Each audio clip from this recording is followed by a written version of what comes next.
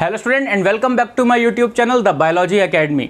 तो पिछले दो लेक्चर्स में हमने बात की है lamellar model of plasma membrane के बारे में। और आप जानते हैं कि लैमेलर मॉडल में दो मॉडल्स आते हैं, एक है सैंडविच मॉडल और दूसरा है यूनिट मेम्ब्रेन मॉडल। अब हालांकि ये मॉडल्स हमारे एनसीईआरटी में नहीं हैं, लेकिन फिर भी एग्जामिनेशन पॉइंट ऑफ व्यू से बहुत ज़्यादा इम्पॉर्टेंट है।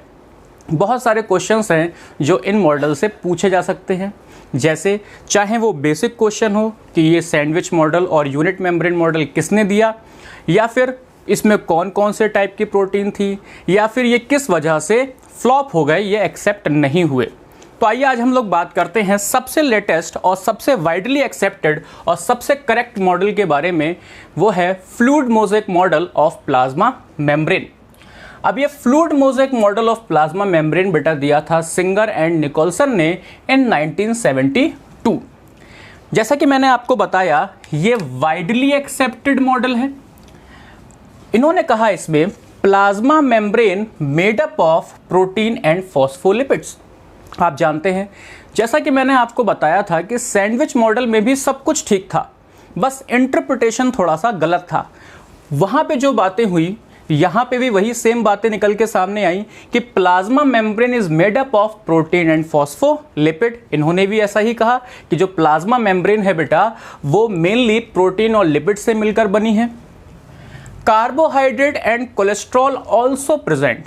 जो प्लाज्मा मेम्ब्रेन है बेटा, वहाँ पे कार्बोहाइड्रेट और कोलेस्ट्रॉल भी प्रेजेंट होता है, लेकिन जो ज़्यादा अमाउंट है, ज़्यादा मतलब 52% है, वो है प्रोटीन का अमाउंट।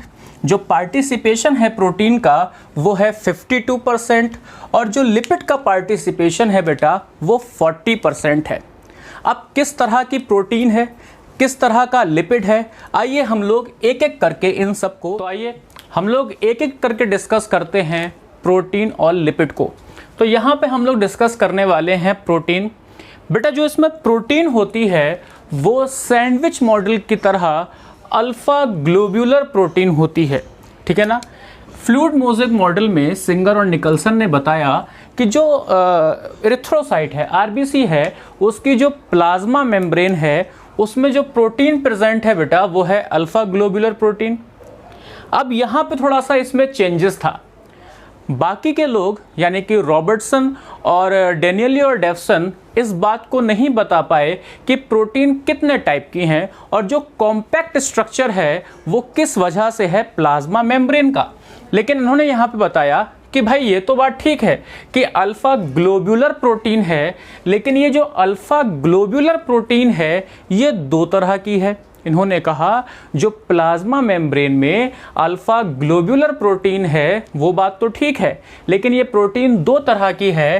पहला टाइप है इंट्रिंसिक प्रोटीन या इंटीग्रल प्रोटीन, और दूसरी है बेटा एक्सट्रिंसिक या पेरिफेरल प्रोटीन, ठीक है ना। एक है इंट्रिंसिक या इंटीग्रल प्रोटीन और दूसरी है एक्सट्रिंसिक या पेरिफेरल प्रोटीन। आइए देखते हैं। इंट्रिंसिक प्रोटीन में क्या है, पार्शियली और totally embedded in phospholipid bilayer. जो बेटा इसीलिए इसका नाम भी है इंट्रिंसिक प्रोटीन है। जो फॉस्फोलिपिड की बाइलेयर है ना, या तो उनके बीच में पार्शियली एम्बेडेड है यानी कि धसी हुई है, या तो उनके बीच में पार्शियली धसी है, या पूरी तरह से एम्बेडेड है। उस प्रोटीन को हम बोलते हैं इंट्रिंसिक प्रोटीन या इंटीग्रल प्रोटीन। अभी हम लोग स्ट्रक्चर पढ़ेंगे तो आपको अच्छे से क्लियर होगा। दूसरी बात इन्होंने कहा जो इंटीग्रल प्रोटीन है वो टोटल प्रोटीन का, इंटीग्रल प्रोटीन टोटल प्रोटीन का 70% है। यानी कि दो टाइप की प्रोटीन है, एक है एक्सट्रिंसिक, एक है इंट्रिंसिक, एक है इंटीग्रल, एक है पेरिफेरल। तो जो इंटीग्रल वाली प्रोटीन है बेटा 70% है, बाकी की बची 30% कौन सी है, पेरिफेरल प्रोटीन। जो इंटीग्रल प्रोटीन है इनको हम टनल या ट्रांसमेम्ब्रेन प्रोटीन भी बोलते हैं। अभी हो सकता है आपको ये समझ में ना आए कि ऐसा हम क्यों बोल रहे हैं, लेकिन जब आप स्ट्रक्चर पढ़ेंगे तो आप बिल्कुल इसको देख पाएंगे और आप ही मुझसे पहले ये बोलेंगे कि इसको हम टनल या ट्रांसमेम्ब्रेन प्रोटीन कह सकते हैं सर। तो यहाँ पे आप ध्यान रखिए कि जो इंट्रिंसिक प्रोटीन है या इंटीग्रल प्रोटीन है ये पार्शियली और टोटली एम्बेडेड है फॉस्फोलिपिड बाइलेयर में, दूसरा, जो पूरी प्रोटीन है उसका 70% इंट्रिंसिक प्रोटीन है। तीसरी बात यह है कि इसको हम टनल प्रोटीन या फिर ट्रांसमेम्ब्रेन प्रोटीन भी बोल सकते हैं। आइए बात करते हैं एक्सट्रिंसिक प्रोटीन की। ऑन द आउटर साइड जो एक्सट्रिंसिक, क्योंकि इसका नाम है एक्सट्रिंसिक या पेरीफेरल, तो जो बेटा फॉस्फोलिपिड की बाइलेयर है उसके पेरीफेरी पे यानी कि आउटर साइड प्रेजेंट है, attach to the phospholipid head, और ये जुड़ी हुई है फॉस्फोलिपिड के हेड से, लूजली अटैच्ड है, ठीक है ना। ये कॉम्पैक्टली, क्योंकि किसी में क्या है एम्बेडेड है, तो ये कॉम्पैक्टली है, और ये बेटा कैसी है लूजली अटैच है। तो ये हमने प्रोटीन खत्म किया। बात करते हैं लिपिड की। After protein we are going to discuss lipid. तो जो लिपिड है बेटा वो फॉस्फोलिपिड बाइलेयर के फॉर्म में प्रेजेंट है, जैसे कि हम दो मॉडल में देखते आ रहे हैं। जो लिपिड किस फॉर्म में प्रेजेंट है, फॉस्फोलिपिड बाइलेयर के फॉर्म में प्रेजेंट है। जो ये फॉस्फोलिपिड है ये एम्फीपैथिक नेचर की है। हम लोग जानते हैं कि जो फॉस्फोलिपिड है उसमें एक हेड पार्ट होता है और दो टेल्स होती हैं। जो टेल्स हैं वो फैटी एसिड की बनी होती हैं और जो हेड है वो ग्लिसरॉल का बना होता है। हेड पोलर होता है और हाइड्रोफिलिक होता है, जबकि जो टेल हैं बेटा वो नॉन पोलर होती हैं और हाइड्रोफोबिक नेचर की होती हैं। तो किसी भी मॉलिक्यूल में अगर हाइड्रोफिलिक और हाइड्रोफोबिक दोनों तरह की प्रॉपर्टी होती हैं तो उसको हम बोलते हैं एम्फीपैथिक। तो जो फॉस्फोलिपिड है बेटा वो एम्फीपैथिक नेचर का है। फिर है बेटा phospholipid layer perform two type of movement. जो फॉस्फोलिपिड की लेयर है उसमें दो तरह का मूवमेंट होता है। कौन कौन सा? नंबर 1 है ट्रांजिशन मूवमेंट और नंबर 2 है फ्लिप फ्लॉप मूवमेंट। बेटा इस पर क्वेश्चन पूछा जाता है, कभी कभार आपसे पूछा जाता है कि लिपिड में कौन कौन से मूवमेंट्स होते हैं, या ट्रांजिशन मूवमेंट किससे रिलेट करता है और फ्लिप फ्लॉप मूवमेंट किससे रिलेट करता है, इनमें से कौन सा प्रोटीन में होता है, कौन सा लिपिड में होता है। तो यहाँ पे आप क्लियर कीजिए कि जो ट्रांजिशन मूवमेंट है और फ्लिप फ्लॉप मूवमेंट है वो दोनों ही मूवमेंट लिपिड के मूवमेंट हैं, फॉस्फोलिपिड की बाइलेयर में प्रेजेंट होते हैं, प्रोटीन के मूवमेंट ये नहीं है। तो देखते हैं ट्रांजिशन मूवमेंट क्या होता है। Movement of phospholipid molecule in same layer. Movement of phospholipid molecule in same layer, यानी कि किसी भी सेम लेयर में अगर मॉलिक्यूल के बीच में मूवमेंट हो रहा है तो उसको हम बोलते हैं बेटा transition movement. Flip flop movement देखते हैं। Movement of phospholipid molecule between two layers. अगर जैसे ये दो लेयर हैं बेटा, अगर एक ये लेयर है और इस लेयर में कोई मॉलिक्यूल यहाँ से उठ के यहाँ पे जाता है या फिर यहाँ से उठ के यहाँ पे जाता है, यानी कि जो मूवमेंट है मॉलिक्यूल का अगर वो सेम लेयर में हो रहा है तो उसको हम बोलते हैं ट्रांजिशन मूवमेंट। वहीं पे अब यहाँ पे दो लेयर हैं, अगर यहाँ का मॉलिक्यूल यहाँ पे आता है या फिर यहाँ का मॉलिक्यूल यहाँ पे आता है तो दो लेयर के बीच में किसी भी मॉलिक्यूल का अगर मूवमेंट हो रहा है तो उसको हम बोलते हैं फ्लिप फ्लॉप मूवमेंट। तो अगर फॉस्फोलिपिड लेयर की सेम लेयर में अगर किसी भी फॉस्फोलिपिड मॉलिक्यूल का मूवमेंट हो रहा है तो वो ट्रांजिशन मूवमेंट है, और अगर बाइलेयर में दोनों लेयर में आपस में मूवमेंट हो रहा है किसी भी फॉस्फोलिपिड मॉलिक्यूल का तो वो है फ्लिप फ्लॉप मूवमेंट। अब जो ये मूवमेंट है बेटा वो होता क्यों है? क्योंकि जो हम जानते हैं कि जो फॉस्फोलिपिड बाइलेयर है वो क्वासी फ्लूइड नेचर की होती है। फिर देखिए सर, पुरानी बात है यहाँ पे, जो बाइलेयर है ना उसका अरेंजमेंट कैसा है हम लोग बहुत पहले से जान रहे हैं कि जो फॉस्फोलिपिड की बाइलेयर है उसमें हेड आउटर साइड है, टेल्स इनर साइड है, एक दूसरे को फेस कर रही हैं और उनके बीच में फोर्स लग रहा है, वेरी गुड, उनके बीच में फोर्स लग रहा है वंडर वॉल फोर्स, जो कि एक वीक फोर्स है। आइए कुछ और बातें हम लोग डिस्कस करते हैं इससे रिलेटेड। आगे देखते हैं, यहाँ पे आपके एनसीईआरटी की कुछ लाइनें एज इट इज उतारी गई हैं। The quasi fluid nature of lipid enables lateral movement of protein. तो जो लिपिड का क्वासी फ्लूइड नेचर है, यानी कि क्वासी फ्लूइड माने जेली लाइक, तो जो जेली लाइक नेचर है लिपिड का ये इनेबल करता है प्रोटीन के मूवमेंट को, और जो बेटा प्रोटीन का मूवमेंट होता है वो होता है लेटरल मूवमेंट। अब आप लोगों को पता है कि जो फॉस्फोलिपिड बाइलेयर है उसमें जो मूवमेंट होता है वो दो टाइप का होता है, पहला ट्रांजिशन मूवमेंट, दूसरा फ्लिप फ्लॉप मूवमेंट। और प्रोटीन में भी एक मूवमेंट हमको यहाँ पता चलता है, जो प्रोटीन में मूवमेंट होता है बेटा वो होता है लेटरल मूवमेंट, इसको ध्यान रखिएगा। फिर देखिए आगे, within the overall bilayer this ability of movement within the membrane measured as its fluidity. जो ये बेटा एबिलिटी है प्लाज्मा मेम्ब्रेन में, जो ये मूवमेंट की एबिलिटी है, जो क्वासी फ्लूइड नेचर है, इसको हम बेटा किससे मेजर करते हैं? फ्लूइडिटी से मेजर करते हैं। यानी कि जितना ज़्यादा मूवमेंट होगा उतनी ही ज़्यादा हम बोलेंगे कि उसमें फ्लूइडिटी है। अब ये फ्लूइडिटी चाहिए क्यों हमें, क्या ज़रूरत है इस फ्लूइडिटी की? तो बेटा फ्लूइडिटी की वजह से जो फ्लूइड नेचर है प्लाज्मा मेम्ब्रेन का, ये हेल्प करता है बहुत सारे फंक्शंस को परफॉर्म करने में। इस फ्लूइड नेचर की वजह से जो प्लाज्मा मेम्ब्रेन है वो बहुत सारे फंक्शन को परफॉर्म कर पाती है, जैसे बेटा cell growth, formation of intercellular junction, यानी कि दो मेम्ब्रेन आपस में आके जुड़ रही हैं, इंटरसेलुलर जंक्शन तभी बन पाएगा अगर मेम्ब्रेन जो है वो फ्लूइडिक नेचर की होगी। Formation of intercellular junction, secretion हो पाता है इसी वजह से, एंडोसाइटोसिस, फैगोसाइटोसिस, ठीक है ना, एक्सोसाइटोसिस, ये सारी जो फंक्शंस हैं ये प्लाज्मा मेम्ब्रेन तभी कर पाएगी जब उसके अंदर फ्लूइडिक नेचर होगा। एंडोसाइटोसिस माने आप समझते हैं कि कोई भी चीज़ मेम्ब्रेन के अंदर आ रही हो। और उसके बाद में यहाँ पे है सेल डिवीज़न, और भी बहुत सारे फंक्शंस हैं जो फ्लूइडिक नेचर होने की वजह से प्लाज्मा मेम्ब्रेन परफॉर्म कर पाती है। आगे देखते हैं हम लोग।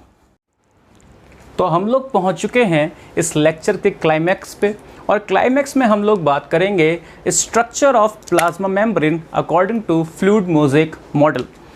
तो फ्लूइड मोज़ेक मॉडल के हिसाब से स्ट्रक्चर ऑफ प्लाज्मा मेम्ब्रेन, पुरानी सारी बातों को भी हम लोग रिकॉल करते हुए चलेंगे। सिंगर और निकल्सन ने कहा कि जो फॉस्फोलिपिड की बाइलेयर है, जो फॉस्फोलिपिड की बाइलेयर है वो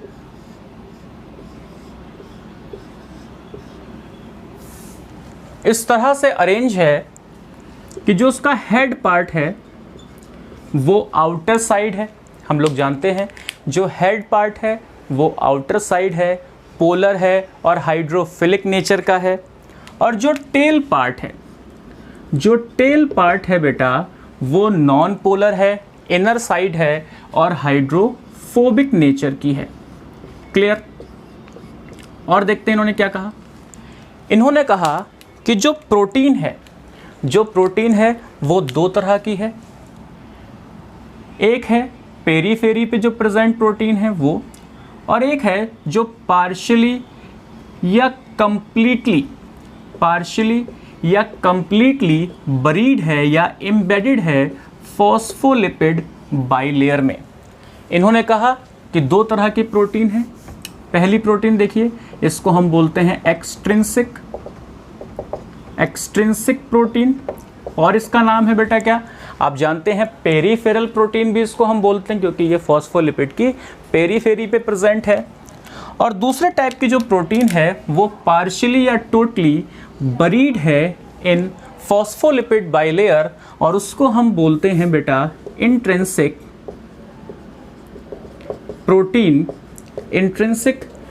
प्रोटीन या फिर इंटीग्रल प्रोटीन। साथ ही साथ ये है बेटा फॉस्फोलिपिड बाइलेयर।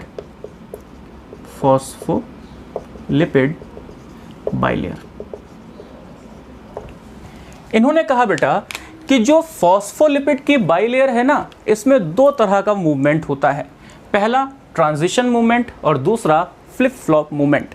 अब ट्रांजिशन मूवमेंट क्या है, जैसे मान लीजिए अगर इसको हम नंबर दे दें 1 2 3 4 5 6 7, तो ट्रांजिशन मूवमेंट में क्या होता है कि अगर ये सेकेंड वाला 5 से इंटरचेंज हो, यानी कि ये सेकेंड वाला उठ के 5 के पास जाए या ये 5 वाला उठ के सेकेंड के पास आए, तो तो इस तरह का जो सेम लेयर में जो फॉस्फोलिपिड मॉलिक्यूल का जो मूवमेंट होता है उसको हम बोलते हैं ट्रांजिशन मूवमेंट। अब अगर ऐसा हो, जैसा हमने इसको बोला कि ये है A, B, C, D etcetera, तो अगर सेकेंड में या B में आपस में इंटरचेंज हो रहा है, सेकेंड और B में आपस में इंटरचेंज हो रहा है, यानी कि फॉस्फोलिपिड बाइलेयर के दो लेयर्स में आपस में मॉलिक्यूल का चेंज हो रहा है, उसको हम बोलते हैं फ्लिप फ्लॉप मूवमेंट। तो बेटा यहाँ पे फॉस्फोलिपिड में दोनों तरह के मूवमेंट पाए जाते हैं, ट्रांजिशन मूवमेंट और फ्लिप फ्लॉप मूवमेंट। दूसरी जगह जो प्रोटीन है बेटा उसमें लेटरल मूवमेंट चलता है, यानी कि ये प्रोटीन घूम के इस तरफ आ सकती है या ये प्रोटीन इस तरफ आ सकती है। तो जो प्रोटीन है आपस में वो लेटरली मूव करती हैं, जबकि फॉस्फोलिपिड की बाइलेयर में ट्रांजिशन और फ्लिप फ्लॉप मूवमेंट होता है। और देखते हैं, इन्होंने कहा बिल्कुल सेम रॉबर्टसन की तरह जो प्रोटीन है बेटा, जो प्रोटीन है वो लगभग 20 एंगस्ट्रॉन्ग की है और फॉस्फोलिपिड की बाइलेयर 35 एंगस्ट्रॉन्ग की है। तो जो कुल मिला के थिकनेस है, जो थिकनेस है प्लाज्मा मेम्ब्रेन की वो नियरली 75 to 100 एंगस्ट्रॉन्ग है। इन्होंने एक एक्स्ट्रा इंफॉर्मेशन दी, इन्होंने कहा जो पोर साइज है, जो पोर साइज है प्लाज्मा मेम्ब्रेन का वो 7 to 10 एंगस्ट्रॉन्ग का है। ये इनकी एक्स्ट्रा जानकारी थी। अब हम लोग पता करते हैं कि क्या ये वाला मॉडल जो प्रॉपर्टीज, जो बेसिक प्रॉपर्टी है प्लाज्मा मेम्ब्रेन की, उनको ये जस्टिफाई कर पाता है या नहीं। तो सबसे पहले हम लोग बात करते हैं जो हमेशा हम लोग करते हुए आ रहे हैं, सिलेक्टिव परमेबल नेचर की। तो अगर ये फैट सॉल्युबल मॉलिक्यूल है, तो देखिए फैट में कभी दिक्कत नहीं थी, प्रोटीन्स को भी अच्छे से पास कर लेगा, फॉस्फोलिपिड को भी अच्छे से पास कर लेगा, और देखिए फैट यहाँ तक पहुँच गया, जो कि सैंडविच मॉडल और यूनिट मेम्ब्रेन मॉडल में भी कोई भी प्रॉब्लम इसमें नहीं थी। अब वाटर के ट्रांसपोर्ट में हमेशा से प्रॉब्लम आ रही है, क्या यहाँ पे वो ठीक होती है या नहीं। तो वाटर सॉल्युबल सब्सटेंस है, अगर इस वाटर सॉल्युबल सब्सटेंस को हम नॉर्मली यहाँ से पास करवाएं तो देखिए सर ये प्रोटीन है, वाटर पास करेगा। फॉस्फोलिपिड का जो हेड है वो हाइड्रोफिलिक नेचर का होता है, तो वो वाटर को अलाउ कर देगा। लेकिन प्रॉब्लम यहाँ पे आ रही थी टेल्स में, क्योंकि टेल्स होती हैं हाइड्रोफोबिक नेचर की। इन्होंने कहा कि जो वाटर सॉल्युबल सब्सटेंस है वो पेरिफेरल प्रोटीन से ना होकर इस तरह से पास होते हैं इंट्रिंसिक प्रोटीन से। इंट्रिंसिक प्रोटीन से जो वाटर सॉल्युबल सब्सटेंस हैं वो पास हो सकते हैं, इसीलिए इंट्रिंसिक प्रोटीन को मैंने टनल प्रोटीन बोला था या ट्रांसपोर्टेशन प्रोटीन बोला था। इसके और भी नाम हो सकते हैं, कैरियर प्रोटीन, चैनल प्रोटीन, क्योंकि क्या कर रहा है ये बेटा एक तरीके से कैरियर बन रहा है प्लाज्मा मेम्ब्रेन में किसी मॉलिक्यूल को एक तरफ से दूसरी तरफ ले जाने में। तो यहाँ पे इनका मॉडल पास हो गया। दूसरी चीज़ देखते हैं हम लोग, हमने बात की थी कि जो प्लाज्मा मेम्ब्रेन है वो डायनेमिक नेचर की है। जो सैंडविच मॉडल था और यूनिट मेम्ब्रेन मॉडल था वो डायनेमिक नेचर को समझा नहीं पाए। इन्होंने किसी भी मूवमेंट की ना ही फॉस्फोलिपिड के मॉलिक्यूल में और ना ही प्रोटीन के मॉलिक्यूल में कोई भी मूवमेंट की बात नहीं कही थी। जबकि इन्होंने कहा कि अगर हम एक कोई भी पार्ट ले लें, मान लीजिए हमने ये वाला पार्ट ले लिया, तो इसमें जो प्रोटीन है बेटा वो देखते हैं कितनी है, 1 2 3 4 5 है, और जो लिपिड है वो कितना है 1 2 3 4, तो यहाँ पे 4 लिपिड है। तो इस टाइम इस समय जो प्रोटीन और लिपिड में जो रेशियो है वो है 5:4 का। अब अगर इसमें मूवमेंट होता है, या तो ये प्रोटीन में मूवमेंट हो तो प्रोटीन यहाँ से आउट हो जाएगी, तो यहाँ पे रेशियो चेंज हो जाएगा, या फिर अगर फॉस्फोलिपिड में या तो ट्रांजिशन मूवमेंट हो रहा हो या फ्लिप फ्लॉप मूवमेंट हो रहा हो, मान लीजिए ट्रांजिशन मूवमेंट हो रहा है तो ये वाला मॉलिक्यूल यहाँ से उठेगा और ये वाला मॉलिक्यूल यहाँ से आएगा। तो जब ये मॉलिक्यूल इस स्थिति में होंगे, बीच में होंगे, जब ये 5 वाला 2 पे नहीं पहुँच रहा है और ना ही ये 2 वाला 5 पे जा रहा है, तो यहाँ पे इस समय एक फॉस्फोलिपिड कम होगा तो भी ये रेशियो चेंज हो जाएगा। इसका मतलब ये हुआ कि जो प्रोटीन लिपिड रेशियो है वो चेंज होता रहता है और यही चेंजेस हमको बताता है कि जो प्लाज्मा मेम्ब्रेन है वो डायनेमिक नेचर की है। इन्होंने इस बात को भी यहाँ पे करेक्ट किया। दूसरी चीज़, इसमें एक इम्पॉर्टेंट चीज़ है, इन्होंने कहा जो लिपिड है उसमें प्रोटीन तैर रही है। इन्होंने कहा our model is like protein iceberg in the sea of lipid. इन्होंने कहा हमारा मॉडल इस तरह है कि जो प्रोटीन है वो एज अ बर्फ है, बर्फ के टुकड़ों की तरह है, और जो लिपिड है वो एक सागर की तरह है, यानी कि लिपिड के एक सागर में प्रोटीन जो है वो बर्फ के टुकड़ों की तरह जैसे तैर रहा है, वैसा इनका मॉडल है। इन्होंने कहा इसीलिए इसमें फ्लूइडिटी है और फ्लूइडिटी की वजह से जो अलग अलग फंक्शंस हैं जो प्लाज्मा मेम्ब्रेन परफॉर्म करती है वो परफॉर्म कर पा रही है। साथ ही साथ एक क्वेश्चन बेटा पूछा जाता है सीक्वेंस के ऊपर। मैंने देखा है क्वेश्चन बहुत बार, सीक्वेंस पूछा जाता है। तो जो प्लाज्मा मेम्ब्रेन का सीक्वेंस है बच्चों वो है प्रोटीन, उसके बाद है लिपिड, उसके बाद है लिपिड और उसके बाद में लास्ट में क्या है, protein. Protein lipid lipid protein. इसको हम चेंज करके भी लिख सकते हैं, जैसे प्रोटीन फॉस्फो लिपिड बाइलेयर और उसके बाद में प्रोटीन। तो ये सीक्वेंस भी एग्जाम में पूछा जाता है। तो जो फ्लूइड मोज़ेक मॉडल था उसको हम वाइडली एक्सेप्टेड मॉडल इसीलिए भी बोलते हैं क्योंकि सिंगर और निकलसन ने जो सैंडविच मॉडल और यूनिट मेम्ब्रेन मॉडल में जो कमियां थी यहाँ पे उसको सुधार दिया।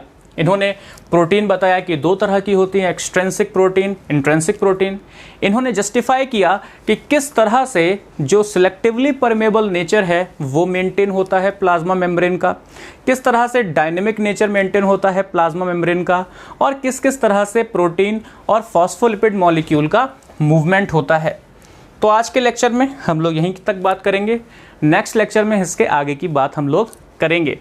तो वहाँ पे एक बहुत ही इम्पॉर्टेंट बात मैं कहना चाह रहा हूँ आप सभी लोगों से कि जो लोग मुझे यहाँ से इंडिया से जो लोग प्यार कर रहे हैं उनके लिए तो धन्यवाद, बहुत बहुत शुक्रिया आपका।